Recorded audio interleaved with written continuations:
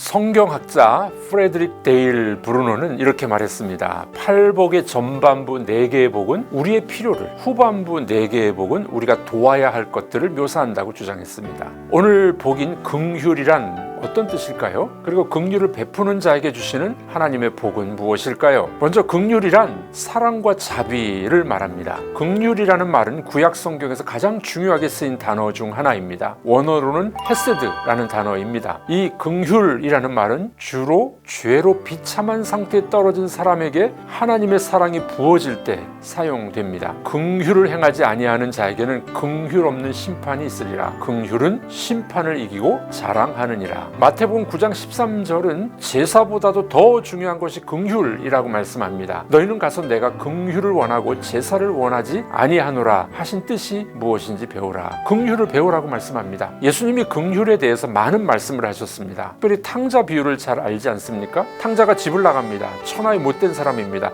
아버지가 돌아가시기 전에 유산을 달라고 청구해서 가지고 이방 땅으로 가서 방탕합니다. 정말 탕자입니다. 그러나 아버지는 그 아들을 계속 사랑하고 아버지의 마음은 탕자에게 있었습니다. 탕자를 그렇게 기다리다가 아직도 거리가 먼데 돌아오는 아들을 보고 달려나가 목을 안고 입을 맞춥니다. 아버지는 계속해서 그 아들을 기다리고 있었습니다. 사랑하고 있었습니다. 너무 좋아서 잔치를 베풉니다. 이것을 긍휼이라고 말씀합니다. 자, 그러면 두 번째로 긍휼히 여기는 자는 긍휼히 여김을 받습니다. 복을 받습니다. 긍휼히 여기는 자의 복은 본문에서 분명히 말합니다. 긍휼히 여김을 받을 것입니다. 하나님께로부터 긍휼을 입습니다. 내가 다른 사람에게 긍휼을 베풀면 그 긍휼의 은혜가 언젠가는 자기에게 돌아오게 됩니다. 셰익스피어는 베니스의 상인에서 포셔의 입을 통하여서 긍휼에 대해 이렇게 말합니다. 긍휼은 고요히 내리는 빗방울처럼 긍휼을 베푸는 사람과 긍휼을 받는 사람을 다 함께 축복한다. 선한 일을 한 사람들은 그뿐만이 아니라 그 자녀들이 복을 받게 될 줄로 믿습니다. 우리나라 전래 동화에 꼬마 신랑 이야기가 있습니다.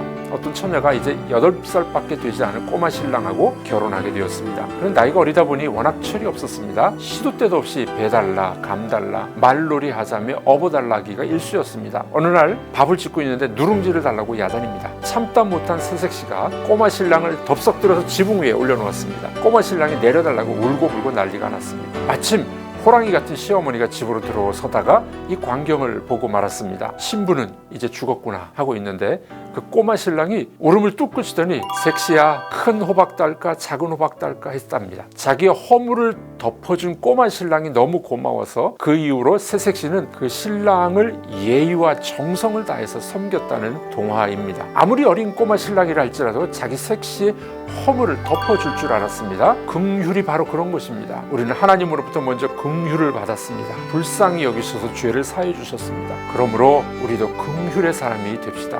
허물은 덮어줍시다. 말하고 싶으나 참아보십시오. 오히려 그를 칭찬해 보십시오. 그 긍휼이 다시 내게로 돌아올 것입니다. 긍휼히 여기는 자는 복이 있나니 그들이 긍휼히 여김을 받을 것입니다.